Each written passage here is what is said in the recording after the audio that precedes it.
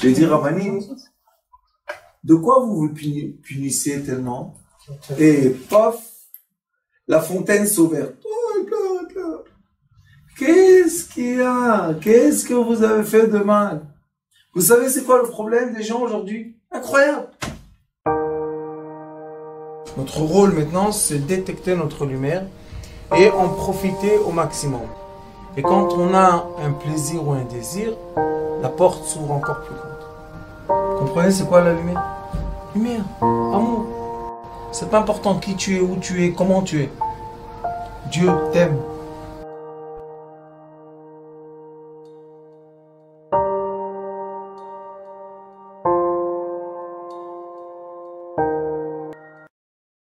Parashat Va'era a une ressemblance avec Parashat Va'ira. Vous vous rappelez? Oui. Quand on a parlé d'Avraham Avinu, c'était Parashat Va'ira. Et là on a Parashat Va'era. Il faut savoir qu'il y a un mot dans la Torah qui va tout le long de l'étude de la Torah. Ce mot s'appelle Or. Vayar Elokim et Or Kitov. Or Zetov. Donc dans chaque mot, on trouve le Or, Aleph, Vav, Reish, ça veut dire que c'est bien. Il y a du bien dans ce mot. Va'ira, c'est Or, la lumière, et Yud. Ça veut dire qu'Akadosh Baruch Hu a dévoilé à Avraham Avinu le Yud. Qu'est-ce qu'il y a dans ce Yud? Le Yud, c'est la première lettre, et il est écrit dans le livre d'Avraham Avinu. Il s'appelle Sefer Yetzira, vous avez entendu parler déjà. Dans le Sefer Yetzira, il est écrit que le Yud, c'est le début de tout, la fin de tout. La lettre Yud est dans toutes les lettres, et on la voit dans aucune lettre. Le Yud, c'est l'ensemble de tout, et nous, on l'appelle, physiquement, on l'appelle l'atome. D'accord? Et là, ça veut dire, Bevaïra, on avait Or, Yud, on avait la lumière de l'atome. Et c'est aussi le mot du Zohar Kadosh, Avir. Avir, c'est l'air, c'est Or, Yud. Et maintenant, on a Va'era. Dans le mot Va'era, on a le mot Or, et maintenant, on a Aleph. C'est qui Aleph? Dans le Sefer Yetzira, encore une fois, on nous enseigne que Aleph, ça s'appelle Alufo Shel Olam. C'est la première lettre qui décrit Akadosh Baruch Hu. Elle est composée de 3 lettres, Yud, Vav et Yud. Yud, Vav et Yud, ça nous donne 26. 26, c'est le nom divin d'Akadosh Baruch Hu. Alors, dans la paracha Va'era, que c'est le commencement de la délivration du peuple d'Israël, qui délivre le peuple d'Israël de la galoute? Le Aleph, qui est quoi? La lumière divine céleste. Alors les gens posent la question, comment la lumière divine céleste s'expose ou se dévoile dans un monde terrestre? Puisque c'est la lumière de Alufo Shel Olam, c'est la lumière du Keter, c'est la lumière la plus élevée possible. Sefer Yetzira, qui est un sefer très très intéressant. Dans ce livre-là, ils expliquent qu'en effet, la fin de tout, le chomer, oui, la matière, c'est le reflet du début de tout. Les gens font une erreur. Qu'est-ce qu'ils font? Ils cherchent le divin dans l'air. Ils cherchent, Akadosh Baruch Hu. Et nous, on sait que le divin, il est où? Il est dans la matière. Plus tu utilises la matière de façon intelligente, instruite, et plus tu te dévoiles ton divin. Pourquoi? Parce que la lumière Or, c'est l'espace vide qu'il y a entre les couches de l'atome. Vous savez que l'atome, c'est un noyau, et il y a un espace vide, et il y a les électrons qui tournent. C'est comme l'espace vide qu'il y a entre nous et le soleil. Est-ce qu'entre nous et le soleil, il y a du vide ou il y a du... Il y a l'espace, il y a l'univers, par contre, il y a l'air qui nous sépare. Cet air-là, c'est Avir. Avir, c'est Or, Yud. Alors, dans la paracha Va'era, on a le Or du Aleph. Et le Or du Aleph, ça veut dire le commencement de toutes les lettres, Aleph, Bet, Gimel, Dalet, Ad, Taf. Ça, c'est juste pour comprendre que la délivrance du peuple d'Israël, de la galoute, se fait avec le nom divin de quoi? 26, qui représente la miséricorde et non pas la rigueur. Si tu essayes de délivrer le peuple d'Israël avec la rigueur, le peuple d'Israël va te rendre de la rigueur. Et ce n'est pas la volonté divine. Comme dans l'étude, quand on a un élève qui est un peu difficile, comme le peuple d'Israël, Az, alors qu'est-ce qu'on fait? Si on va avec Elohim, hein, si on va avec la force, qu'est-ce qu'il nous fait? Il nous tourne comme ça. Mais si on vient avec lui, avec l'amour, la miséricorde, qu'est-ce qui se passe? Non seulement il est gentil, mais il t'aide à diriger toute la classe. Alors on voit que Azim chez Barumot, ceux qui sont avec un caractère comme ça, vivent comme il faut, le choix qu'on doit faire avec eux, c'est au contraire, les aimer, les rapprocher, même chacun dans sa maison. Des fois on a des enfants qui naissent comme ça, ah, ils ont un bon caractère, ils sont à l'âge de 9 ans, ça y est, ils ont fait la vie. Hein? Ils vous disent, moi, ma vie, 9 ans, il a une vie déjà. Hein? On peut rigoler, nous, parce que la barbe, elle est un peu blanche. Mais eux, ça, c'est des lichamotes spéciales. Qu'est-ce qu'on fait avec eux? Au lieu de les rabaisser, quoi ça sert? La guerre. Hein? Ça les braque. Eux, ils ont rien à faire à part faire avec toi la guerre. Et toi, tu dois faire la guerre. Les enfants, le linge, la vaisselle, le travail, hein? T'as pas le temps. Alors eux, ils se préparent bien toute la journée. Et maintenant, ils ont la fenêtre qui s'ouvre. Et voilà les parents. Et tac, tac, tac. C'est fini. Qu'est-ce que tu veux? Alors, c'est une façon de vivre ça. Non, qu'est-ce qu'on fait? On dit, tu sais quoi, je me bats. Moi, j'ai une fille comme ça, forte. Chaque fois qu'elle vient, elle commence. Je dis, écoute, j'ai perdu d'avance. J'ai perdu. On s'est bagarré, j'ai perdu. Ah, maintenant, qu'est-ce qu'on fait? Elle me dit, oui, mais. Je lui dis, oui, mais. C'est les moutons qui vont mais. C'est pas nous. Disons qu'on s'est bagarré, tout va bien, et tu as gagné. Voilà, on est arrêté. Et qu'est-ce qu'on fait après? On avance ensemble. Alors je te dis, viens, on commence à avancer maintenant, parce que j'ai perdu d'avance. C'est sûr que je ne te gagne pas. Vaera. Vous savez c'est quoi les esclavages d'Égypte? L'esclavage d'Égypte, c'est des gens qui sont rentrés tellement dans la souffrance qu'ils n'arrivent plus à croire ou à réfléchir comme quelqu'un qui fait quoi? Qui a la délivrance. Ils n'arrivent pas. Alors en Égypte, qu'est-ce qui était dur? Pas de le faire sortir comme des moutons. Mais tout le monde sort. Non. Le problème était comment on leur fait comprendre qu'ils vont plus être des esclaves. C'est ça le problème. Et vous savez qu'il est écrit que chaque Tisha B'Av, tout le peuple d'Israël creusait dans le Midbar, dans le désert, tout le monde se creusait une tombe, tout le monde allait dormir dans la tombe, et comme Akadosh Baruch Hu a dit que toute la génération du désert ne va pas rentrer en terre d'Israël, alors il les faisait rentrer, et ils dormaient, et il y avait 30 000 chaque fois qui se réveillaient. Vous imaginez la quantité? Et ceux qui ne se réveillaient pas, ils les enterraient, ils continuaient le Massaot. Alors, on voit que chaque année, ils devaient les enterrer. Faire entrer des gens dans une tombe, volontairement, c'est difficile. Alors, Akadosh Baruch Hu a dit à Moshe,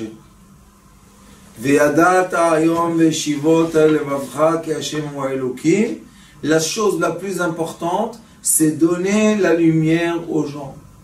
Pourquoi? Parce que la lumière, c'est Vaera. Je vois quand c'est illuminé. Mais quand c'est obscur, j'arrive pas à voir. Alors qu'est-ce que tu veux chez moi? Marche tout droit.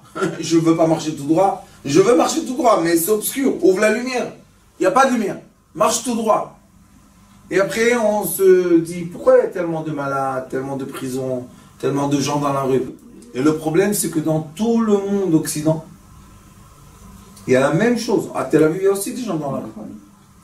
À New York, il y a des gens dans la rue. Partout, il y a des gens. Alors on se dit, le système, Est-ce qu'il est adapté à tout le monde?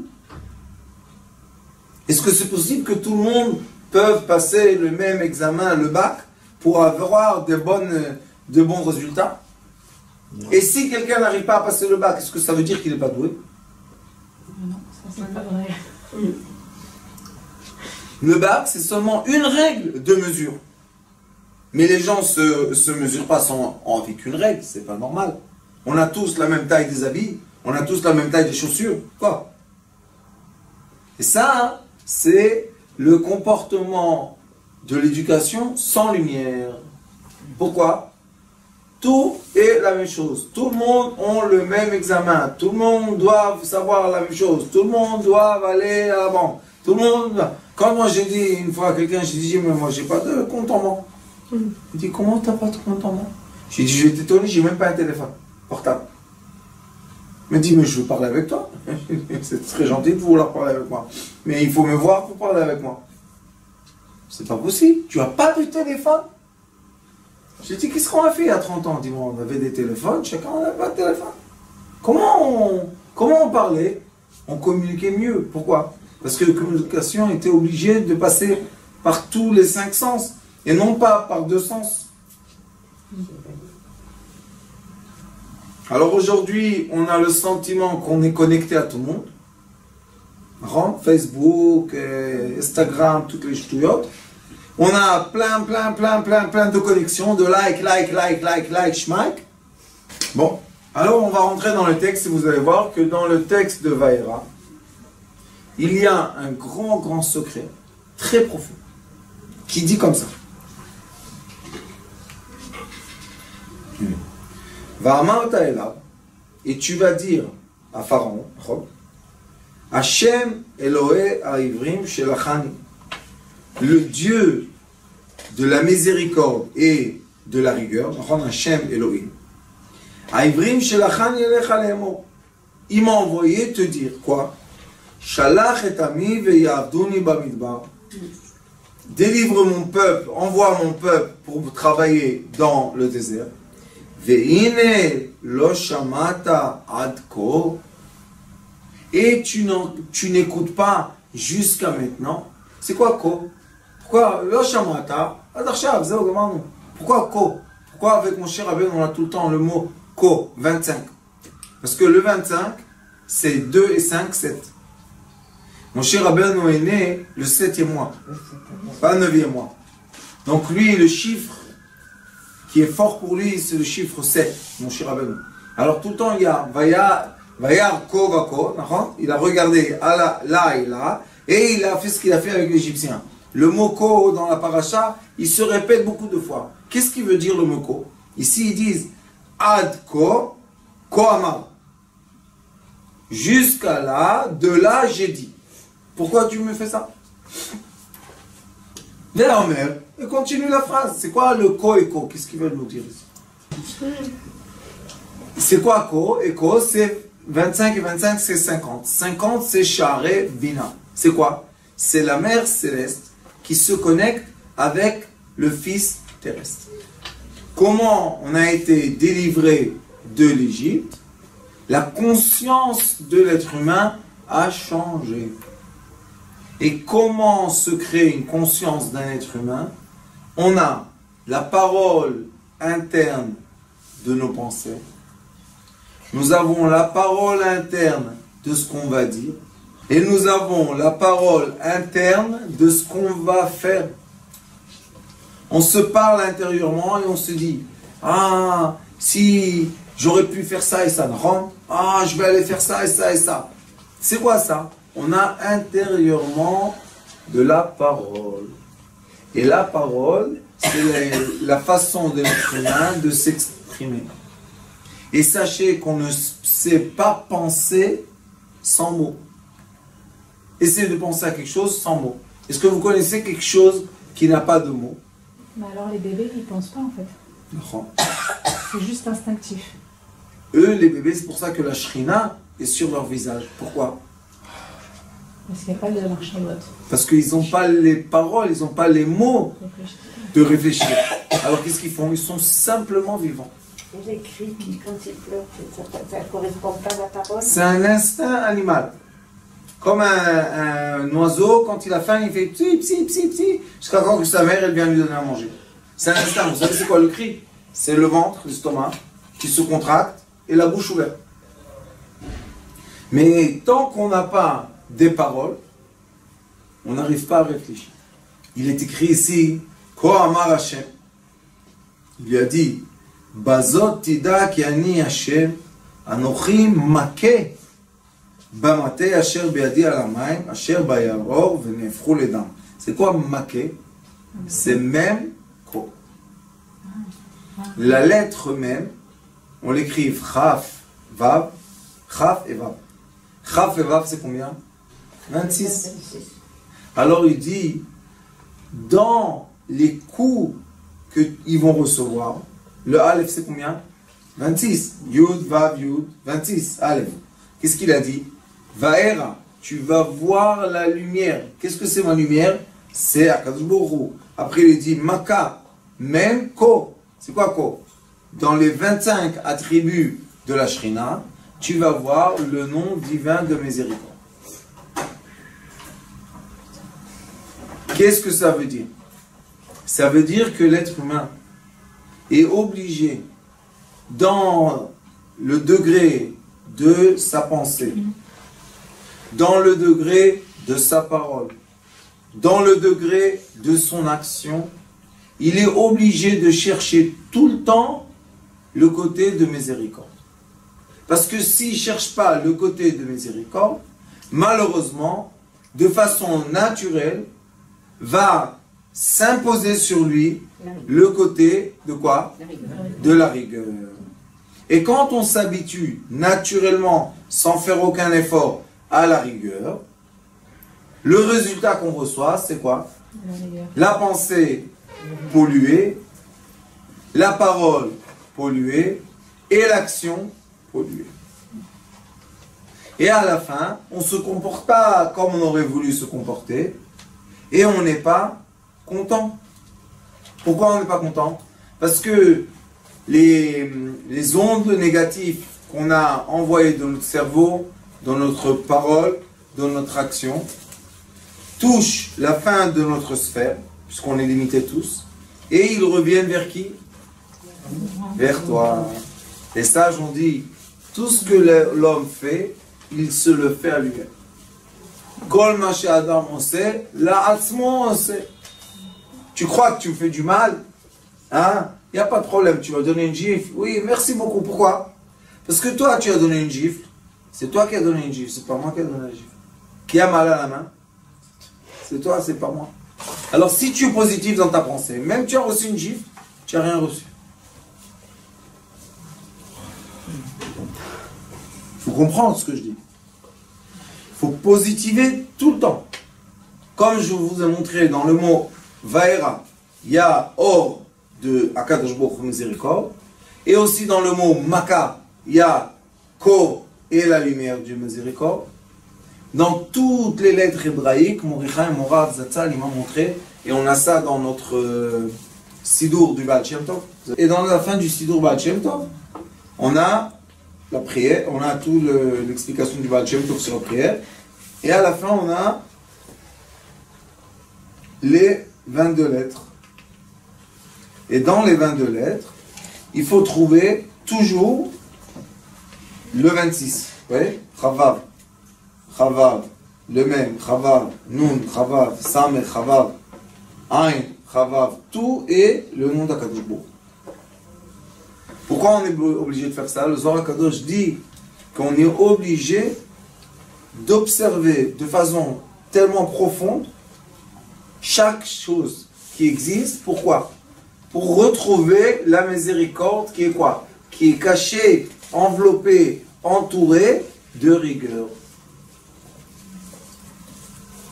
Et on voit dans le texte qui lui dit Ko vacho Adko Koama. Et après il lui dit Animake. C'est quoi Animake? Encore une fois Ko. C'est quoi Ko, Ko, Ko? 3 fois. C'est 25, 25, 50 et 25, 75. On enlève les 3 fois. il nous reste 72. C'est quoi 72? La mérite. C'est quoi? Miséricorde. Chesed. Alors on voit que malgré qu'il va faire des coups dans l'Égypte, les coups qu'il va faire à l'Égypte, c'est de la miséricorde. Comment on peut dire que les coups d'Égypte est miséricorde? La fin de Pharaon, quand il était dans la mer, et au début il était dans les vagues, et après que Kadosh Baruch Hu l'a sauvé, pour qu'il dise quoi? Quand on dit tous les jours dans la prière, Mi chamocha ba'ilem Hashem, Mi kamocha, qui a dit ça, vous savez? C'est Pharaon qui l'a dit. Pharaon a dit, Mi kamocha, c'est Akadosh Baruch Hu. Après, qu'est-ce qu'il a fait? Il n'est pas retourné en Égypte. Il est parti à Ninvé. Il y en a un avis, c'était au temps de quoi? C'était au temps que le peuple d'Israël. C'était ce pharaon-là? C'est lui qui est parti. Et c'est le temps que le peuple d'Israël était dans le chemin. Et il y en a un avis, qu'est-ce qu'il a fait? Akadosh Baruch Hu lui a dit, tu vas avertir la ville Ninvé, qui a là-bas des problèmes. Quand il est venu avertir, au début il ne voulait pas, tout ça, mais quand il est venu avertir, il est écrit que le roi de Ninvé a dit tout de suite, Akadosh Baruch Hu veut voir notre cœur qui fasse tchouva, et non pas nos habits, malgré qu'ils ont fait ta'anit, et malgré qu'ils étaient par terre et tout. C'était qui? Les sages nous disent, c'était Pharaon qui est devenu le roi de Ninvé, il a fait tchouva. Donc, on voit que dans le Va'ani ichbad et yitlef paro, Akadosh Baruch Hu dit, c'est moi qui a empêché le cœur de Pharaon de voir la miséricorde. Pour faire quoi? Pour donner les coups à l'Égypte, pour faire sortir le peuple d'Israël. Mais après ce monsieur Pharaon, qui était un homme très très sage, où il était? Il est devenu le roi de Ninvé. Après, encore une fois, Akadosh Baruch Hu a testé. Il a dit, je vais t'emmener le coup, tout le monde va mourir. Qu'est-ce qu'il a dit tout de suite? Non, non, non, Hashem HaTzadik. C'est Akadosh Baruch Hu Tzadik. Qu'est-ce qu'il cherche? Il cherche la tchouva. Que nous on fasse une tchouva intérieure.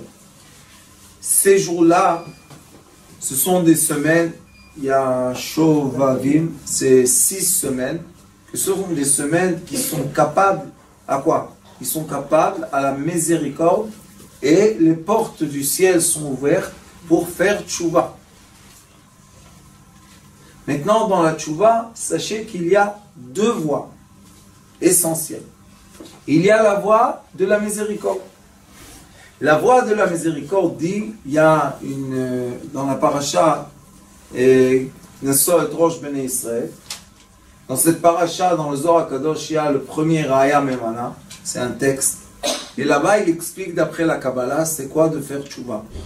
Et ce qu'il explique en grand, c'est Shuv Hei. Ramène les étincelles qui sont dans la matière à Dieu. Comment on fait ça? On vit la matière. Et non pas le chemin de quoi? De la rigueur. Qu'est-ce qu'on nous dit dans le chemin de la rigueur? Évite la matière. Évite le bonheur. Évite le plaisir. Tu vas retrouver la lumière. Quand on rentre dans l'étude profonde de la Torah, on voit qu'il y a 2 chemins. Il y a un chemin de miséricorde, d'amour, et il y a un chemin de rigueur, de vengeance. El Nekamot, il est écrit, El Nekamot, il y a la vengeance. Maintenant, la question qui se pose est, quelle est la voie qu'on doit prendre? C'est une question. Comme j'ai vu qu'il y a un débat, et Baruch Hashem, les Talmidei Chachamim chez nous, on est rentré dans ce débat très profondément. Et on a vu que dans le débat, il y a 2 façons de voir. Il y a une façon de voir qu'Akadosh Baruch Hu, dans ce monde terrestre, il a la vengeance du mal. Il venge ceux qui font le mal. Et on a vu aussi que dans ce monde terrestre, Akadosh Baruch Hu ne veut pas la vengeance. Le contraire, qu'est-ce qu'il veut? Katouv, le Navi dit, Lo chafetz bemot haracha, lo rotze, qu'on lui fasse du mal au rachat. Qu'est-ce qu'il veut? Kim beshuvo vechia. Retourne vers moi, tu vas vivre. On a la paracha de Re'e, encore une fois à la vue. Qu'est-ce qu'il dit dans Parashat de Ré? Ré anochi noten lifnecha hayom, et hachaim ve'et hatov, et hamavet ve'et hara, ubacharta b'chaim. Donc il nous dit, c'est vrai qu'il y a deux chemins, mais choisis le chemin de la vie. Comme on a vu Baruch Hashem dans la communauté Sidrei Chaim, et aussi les gens qui envoient des emails et tout ça. Et on a vu que la plupart des gens, malheureusement, sont sûrs du mal. Ils sont sûrs de la vengeance. Ils sont sûrs qu'ils sont obligés d'être punis à cause d'Akadosh Baruch Hu. Et je me suis dit, ça fait des années, je me dis pourquoi les gens ont cette réflexion d'être punis. Peut-être personne ne veut les punir. Peut-être ils sont aimés. Peut-être on ne va pas gaspiller notre temps à attendre la punition qui ne va jamais arriver. Alors on a fait Baruch Hashem Beddin. Sachez que Sidrei Chaim, on a un Bet Adin avec des Talmidei Chachamim et ceux qui veulent poser des questions ou venir arranger leurs disputes qu'ils ont avec quelqu'un d'autre. On a fait un Bet Adin. Mais quel est le but du Bet Adin? Ça, il faut savoir. Je leur ai dit aux Talmidei Chachamim, j'attends de vous que je vais voir des psak, vous savez c'est quoi psak? Des halachot, mais des halachot par l'amour du peuple d'Israël et non pas par la vengeance du peuple d'Israël. Et non seulement le peuple d'Israël, mais d'autres personnes aussi. Comment une personne sait que si elle a fait quelque chose, c'est Akadosh Baruch Hu, il est heureux? Il est écrit Schar mitzvah, mitzvah. Schar avera, avera. C'est quoi quand Akadosh Baruch Hu, il est content de ce que tu fais? Il va te donner l'occasion de refaire encore une fois. C'est quoi quand Akadosh Baruch Hu, il n'est pas content de toi? Tu as fait une avera, il va t'en donner encore une autre. Alors qu'est-ce qui s'est passé, vous savez? Une dame est venue me voir hier. La pauvre, elle attend, 3 heures elle attend. Je vois qu'elle te tue, je te dis Rabbani. Ayez pitié de vous, allez à la maison. Non. Elle rentre chez moi. Voilà, 10 heures je crois, 10 heures. Qu'est-ce qu'il y a, madame? J'ai fait tel et tel problème. Un problème, quand elle était très jeune, elle avait 10 ans je crois, elle avait un problème. Bon. Je lui ai dit, racontez-moi le problème. Elle a peut-être aujourd'hui 70 ans. Elle pleure comme un bébé. Elle me dira, vous savez, je t'ai marié 3 fois. Et 3 fois mariée. Et maintenant, encore quelqu'un veut se marier avec elle. Mais tous, ils la manipulent. Mais ça vient d'elle, ça. Je lui ai dit, Rabbani, de quoi vous vous punissez tellement? Et pof, la fontaine s'ouvre. Oh, elle pleure, elle pleure. Qu'est-ce qu'il y a? Qu'est-ce que vous avez fait de mal? Vous savez c'est quoi le problème des gens aujourd'hui? Incroyable. C'est qu'ils ont fait quelque chose de mal. Mais ils n'ont pas où aller le dire et ne pas être critiqués. Vous imaginez ça? Ils avalent le mal. Ils ne sont pas où Ils le gardent. le faire sortir. Alors il reste des années, des dizaines d'années. Et les gens souffrent. Je t'ai dit, qu'est-ce qui s'est passé quand tu étais jeune? Tu as inventé quoi, un monde qui n'existe pas? Qu'est-ce qu'il y a? Tu as emmené une étoile dans le monde. Qu'est-ce que tu as fait? J'ai fait ça et ça et ça. Je dis, non, mais alors? Tu dis, grave, mais c'est très très grave ces choses-là. Je lui dis, maintenant. Des prescriptions. C'est quoi son problème? Que ses parents ne sont plus en vie. Donc elle ne peut pas avouer et demander pardon. Je lui dis, mais tu sais, dans la Torah, il est écrit que le Rav est le père. Le Rav est avant le père. Pourquoi le Rav est avant le père? Parce que le Rav, c'est Bet Adin. Quand on va raconter au Bet Adin une chose qu'on a fait, et on leur demande au Bet Adin quelle est la punition, qu'est-ce que je dois, d'après le Bet Adin, recevoir comme punition. Après que j'ai fait ça, ça y est, j'ai plus d'angoisse. Pourquoi? J'ai dit, ok, on m'a dit de donner de zakat, on m'a dit de faire ça, ça, ça. J'ai dit, oui, vous avez raison. mais vous avez rien fait. Elle n'a pas compris. J'ai dit, vous savez quoi? Vous allez venir au Beth Adin. Elle était contente. Elle dit quoi? Je vais au Beth Adin? Je dis, oui, vous allez venir au Beth Adin. Vous allez raconter cette histoire. Et les Dayanim, d'après la Torah, ils vont vous dire qu'est-ce qu'on fait dans des tels cas. Elle est sortie de la chambre, je vous dis, un éclat de lumière dans son visage. Pourquoi? Ouf! Alors la Torah elle nous dit, comment libérer le peuple d'Israël? Maka, frapper, donner un coup, c'est Maka en hébreu, d'accord?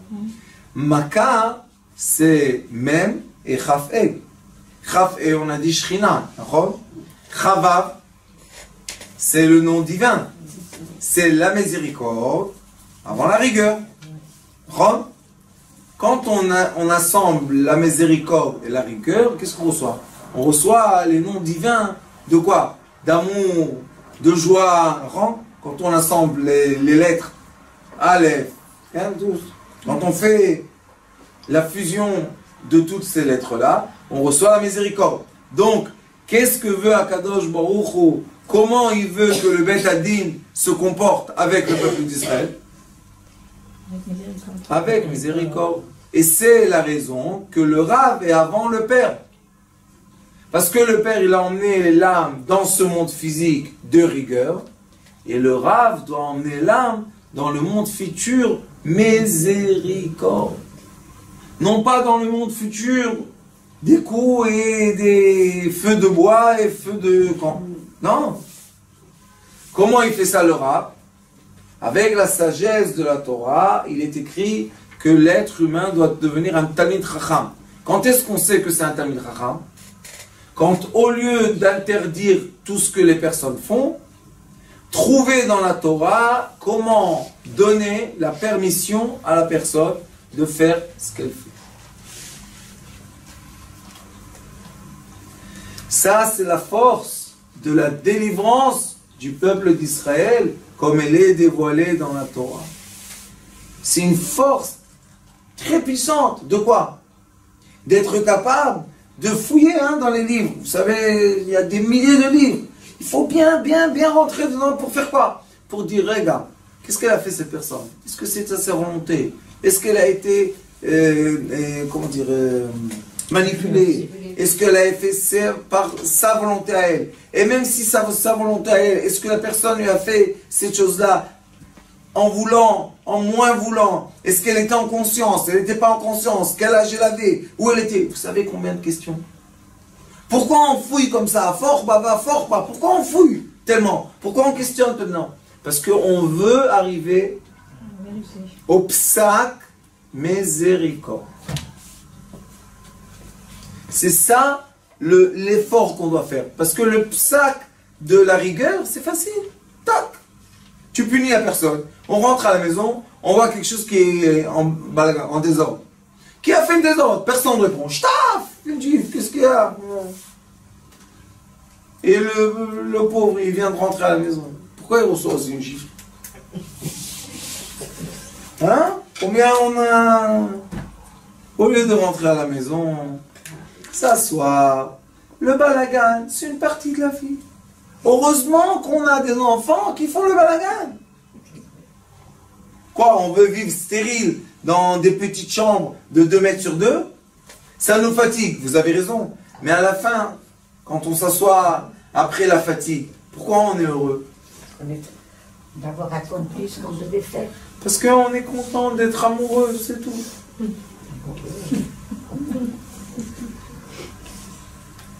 C'est qui l'amoureux? Celui qui est dans la rigueur ou celui dans la miséricorde? La miséricorde. Il est écrit dans la Mishnah de Kiddushin. Il est écrit comme ça. Mi sheba la'olam hazeh va'asa ma'aseh echad tov tov sheba la'olam hazeh. Ah, vous avez vu comme ça vous a fait plaisir? Alors j'ai demandé aux gens, je vous pose aussi la question, est-ce qu'il y a une personne qui a jamais fait une bonne chose? Tout le monde a fait une bonne chose. Alors Rabbi Akiva dit dans la Gemara, si tu es venu dans ce monde, tu as fait une fois une bonne chose, C'est bien que tu es venu dans ce monde, tu as vécu 100 ans pour faire une bonne chose. Et aujourd'hui, bien les gens font une bonne chose. Ils font des milliers de bonnes choses. Alors pourquoi on leur dit qu'ils sont méchants? Pourquoi les gens raisonnent encore qu'ils doivent recevoir des punitions de Dieu? Ils attendent la punition, mais elle ne va pas venir. Pourquoi elle ne va pas venir? Tov lo sheba, c'est bien que tu es venu ici pour surmonter les forces de ton Yetzer Hara et tu as fait une bonne chose. C'est pas miraculeux. C'est pas l'amour, plus d'amour de ça où tu peux trouver. C'est lumineux. Lumineux. Mais le problème, ça, vous avez entendu ça déjà? Personne l'entend. Pourquoi? Parce qu'on n'apprend pas ça, on apprend l'inverse. Ça, on n'a pas le droit de le dire. Non. Quoi, tu vas leur dévoiler le secret? Qui sont gentils? Alors comment on va les manipuler? Hein? On ne veut pas manipuler. Pourquoi? Parce que la façon la plus élevée de se rapprocher du divin, vous savez c'est quoi? C'est quand on est libre, quand personne ne nous oblige rien du tout. Quand on peut faire ce qu'on veut. Maintenant, quand tu peux faire ce que tu veux, est-ce que le matin tu fais la prière? Oui. Si tu la fais parce que tu peux la faire et personne ne t'oblige, vous savez c'est quoi ça? Un lien d'amour. Personne ne peut comprendre ça. Moi je dis aux gens, si tu fais la prière tout seul le matin à la maison, sans que personne t'oblige, l'heure, le truc, balagat, et tu fais la prière, tu es un ange.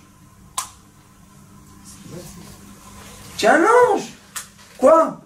Personne t'oblige? Non. Il y a la police? Non. Il y a des... Non. Il y a des gens qui vont te critiquer? Non. Ah, pourquoi tu fais? Vous savez, des gens qui te disent, hey, si tu as pu être tout seul, pourquoi tu le fais? Pourquoi je le fais? Parce que t'es pas vraiment tout seul. Pourquoi je le fais? Pourquoi je le fais? Quelqu'un qui étudie la Torah tout seul, dans sa chambre, personne ne sait qu'il étudie. Il vient du travail, il fait sa douche, il étudie.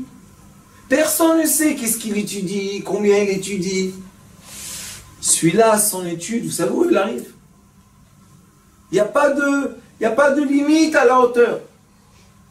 Pourquoi on ne dit pas ça aux gens? Les gens, au contraire, quand ils étudient tout seuls à la maison, ils se disent, ah, c'est pas bien, hein, j'étudie, c'est pas bien. Pourquoi tu n'es pas dans le kollel? Pourquoi tu n'es pas comme ça? Tu étudies tout seul. Et nous, le Beddin, je leur ai dit, on va chercher dans le Talmud, dans la Halakha, dans la Mishnah, dans le Zohar, où on va trouver, on va publier Tov Sheba Laolam. C'est bien que tu es venu dans ce monde. Et Ratzon, la Kadosh Baruch Hu, nous donne la force, Bémet, de publier dans le monde les lois, les règles, les sagesses. De quoi? De la miséricorde de la Torah vers tous les êtres humains. Il faut diffuser partout. Que ça atterrit dans tous les emails et dans tous les WhatsApp et tout. Pourquoi? Que chaque personne, qu'elle soit le plus loin possible, elle sache. Une bonne chose tu as fait dans ta vie. Tu es gentil. Maintenant, quand on dit à la personne qu'elle est gentille, qu'est-ce qui se passe avec elle? Elle devient encore plus gentille. Elle devient encore plus enchantée. Pourquoi? Parce que la force de la miséricorde, c'est de quoi? De dévoiler les bons côtés qu'il y a dans l'être humain. C'est vrai qu'il y a aussi des mauvais côtés. Mais qu'est-ce qu'on va faire? Ils sont là. Baruch Adonai Leolam. Amen.